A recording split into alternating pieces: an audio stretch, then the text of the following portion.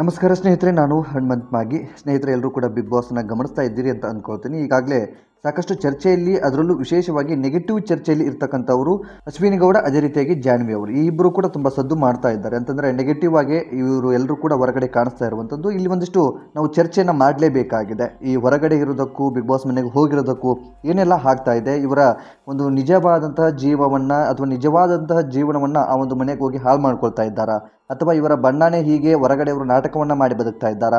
So ಈ ಒಂದು ಕುರಿತಾಗಿ ಒಂದಿಷ್ಟು ವಿಷಯವನ್ನು ಗಮನಿಸ್ತಾ ಹೋಗೋಣ. ಇನ್ನು ವಿಶೇಷವಾಗಿ ಆರಂಭದಲ್ಲಿ ನಾವು ಅಶ್ವಿನಿ ಗೌಡರ ಬಗ್ಗೆ ಮಾತನಾಡ್ತಾ ಹೋದರೆ, ಹೊರಗಡೆ ಅಂತಂದರೆ ಬಿಗ್ ಬಾಸ್ ಮನೆಯಿಂದ ಹೊರಗಡೆ ಅವರನ್ನು ನೋಡೋದಾದರೆ ಒಂದು ಹೋರಾಟಗಾರ್ತಿಯಾಗಿ ಗುರುತಿಸ್ಕೊಂಡಿರ್ತಕ್ಕಂಥದ್ದು, ಕನ್ನಡ ಪರ ಹೋರಾಟಗಾರ್ತಿಯಾಗಿ ಕೂಡ ಗುರುತಿಸ್ಕೊಂಡಿರ್ತಕ್ಕಂಥ ಮಹಿಳೆ. ಅದೇ ರೀತಿಯಾಗಿ ಸಾಕಷ್ಟು ಪ್ರೇಮ್ ಇದೆ, ಒಳ್ಳೆಯ ಕುಟುಂಬ ಬ್ಯಾಕ್ಗ್ರೌಂಡ್ ಚೆನ್ನಾಗಿದೆ, ಎಲ್ಲವೂ ಕೂಡ ಇದ್ರೂ ಕೂಡ ಬಿಗ್ ಬಾಸ್ ಮನೆಗೆ ಹೋಗ್ತಾರೆ. ಇಲ್ಲಿ ಹೋಗೋದಕ್ಕೆ ಮುಖ್ಯ ಕಾರಣ ಏನು ಅಂತಂದರೆ, ಇನ್ನೂ ಒಂಚೂರು ಹೆಚ್ಚು ಪ್ರಚಾರ ಸಿಗುತ್ತೆ ಅನ್ನೋ ರೀತಿಯಲ್ಲಿ ಅವರ ಮೈಂಡ್ಸೆಟ್ ಇರುವಂಥದ್ದು ಅಂತ ಹೇಳ್ಬೋದು. ಯಾಕೆಂದರೆ ಸಹಜವಾಗಿ ಬಿಗ್ ಬಾಸ್ಗೆ ಹೋದರೆ ನಮಗೆ ಒಂದು ಪ್ರಚಾರ ಸಿಗುತ್ತೆ.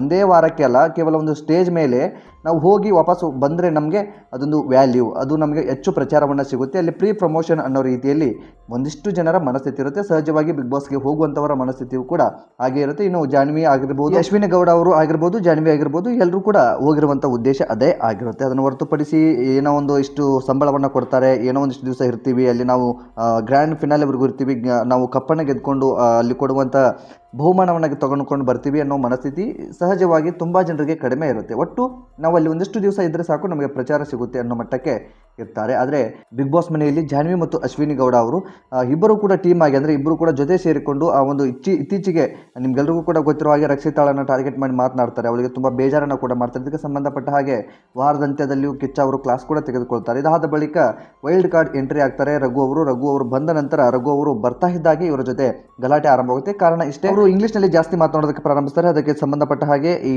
ಅಶ್ವಿನಿ ಗೌಡ ಅವರು ಕನ್ನಡವನ್ನು ಮಾತನಾಡಿ ಅಂತ ಹೇಳ್ತಾರೆ. ಆ ಒಂದು ಸಂದರ್ಭದಲ್ಲಿ ಏಕಾಏಕಿಯಾಗಿ ಇಬ್ಬರಲ್ಲಿ ಮಾತನಾಡ್ತಾ ಇರಬೇಕಾದಂಥ ಸಂದರ್ಭದಲ್ಲಿ ಮಾತಿನ ಚಕಮಕಿಯಲ್ಲಿ ರಘು ಅವರು ಸಿಂಗಲ್ ವರ್ಡನ್ನು ಬಳಕೆ ಮಾಡ್ತಾರೆ. ನೀವು ಆ ರೀತಿಯಾಗಿ ಮಾತನಾಡಬೇಡಿ, ಏಕವಚನದಲ್ಲಿ ಮಾತನಾಡಬೇಡಿ, ಒಂದು ಗೌರವವನ್ನು ಕೊಟ್ಟು ಮಾತನಾಡಿ ಅನ್ನೋ ರೀತಿಯಲ್ಲಿ ಒಂದಿಷ್ಟು ಜಗಳ ಕೂಡ ಆರಂಭವಾಗುತ್ತೆ. ಆ ಜಗಳ ಬೇರೆ ರೀತಿಯಲ್ಲಿ ಕೂಡ ಹೋಗ್ಬಿಡುತ್ತೆ. ಅದೆಲ್ಲವೂ ಕೂಡ ಆದ ಬಳಿಕ ಸೈಲೆಂಟ್ ಆಗಿಬಿಡ್ತಾರೆ. ಇನ್ನು ಜಾನ್ವಿ ಅವರ ವಿಷಯವನ್ನು ಮಾತನಾಡೋದಾದರೆ, ಜಾನ್ವಿ ಅವರು ಹೊರಗಡೆಯೂ ಕೂಡ ಅಂತಂದರೆ ಒಂದು ಹೆಸರಾಂತ ಮಾಧ್ಯಮದಲ್ಲೂ ಕೂಡ ಕೆಲಸ ಮಾಡ್ತಾ ಇದ್ದಾರೆ. ಒಂದು ಒಳ್ಳೆಯ ಸ್ಥಾನ ಇದೆ, ಅವ್ರದ್ದೇ ಆದಂಥ ಫ್ಯಾನ್ ಬೇಸ್ ಇದೆ, ಅವ್ರದ್ದೇ ಆದಂಥ ಒಂದು ಗತ್ತಿದೆ. ಅದನ್ನೆಲ್ಲವನ್ನು ಕೂಡ ಬಿಟ್ಟು ಒಳಗಡೆ ಹೋಗಿ ಒಂದು ಡ್ರಾಮಾ ಮಾಡ್ತಾ ಇದ್ದಾರೆ. ತಮ್ಮ ಜೀವನವನ್ನು ಅಥವಾ ನಾವು ಇರೋದೇ ಹೀಗೆ ಅನ್ನೋ ರೀತಿಯಲ್ಲಿ ತೋರಿಸ್ತಾ ಇದ್ದಾರಾ ಗೊತ್ತಿಲ್ಲ. ಯಾಕೆ ಈ ರೀತಿಯಾದಂಥ ಮನಸ್ಥಿತಿ ಅವರುಗಳಲ್ಲಿ ಬಂದಿದೆ, ಅಥವಾ ಈ ಅಶ್ವಿನಿ ಗೌಡ ಮತ್ತು ಜಾನ್ವಿ ಇಬ್ಬರು ಕೂಡ ಸೇರಿಕೊಂಡಿದ್ದಕ್ಕೆ ಈಗ ಹಾದ್ರ, ಸೊ ಏನು ಎಂಬುದು ಗೊತ್ತಾಗ್ತಾ ಇಲ್ಲ. ಹೊರಗಡೆ ಆ ರೀತಿಯಾದಂಥ ಪರಿಸ್ಥಿತಿ ಇದೆ. ಇನ್ನು ಹೊರಗಡೆ ಅಂತೂ ನಿಮಗೆಲ್ಲರಿಗೂ ಕೂಡ ಗೊತ್ತಿದೆ, ಅಶ್ವಿನಿ ಗೌಡ ಅವರಿಗಾಗಿರ್ಬೋದು, ಜಾನ್ವಿ ಅವರಿಗಾಗಿರ್ಬೋದು ನೆಗೆಟಿವ್ಗಳೇ ಹೆಚ್ಚು ಕಮೆಂಟ್ಸ್ಗಳು ಕಾಣ್ತಾ ಇದ್ದಾವೆ. ಸೊ ನೀವು ಎಷ್ಟೇ ಚರ್ಚೆಗಳನ್ನು ಮಾಡಿದ್ರು ಈ ವಿಷಯ ಅವರವರೆಗೂ ತಲುಪೋದಿಲ್ಲ. ಅವರು ಬಿಗ್ ಬಾಸ್ ಮನೆಯಲ್ಲಿ ಇರೋವರೆಗೂ ಅವರು ಏನೂ ಕೂಡ ಗಮನಿಸೋದಕ್ಕಾಗಲ್ಲ. ಹೊರಗಡೆ ಬಂದ ಮೇಲೆ ಏನೇನೆಲ್ಲ ಆಗಿದೆ, ಹೊರಗಡೆ ನಡೀತಾ ಇರುವಂಥದ್ದೇನು,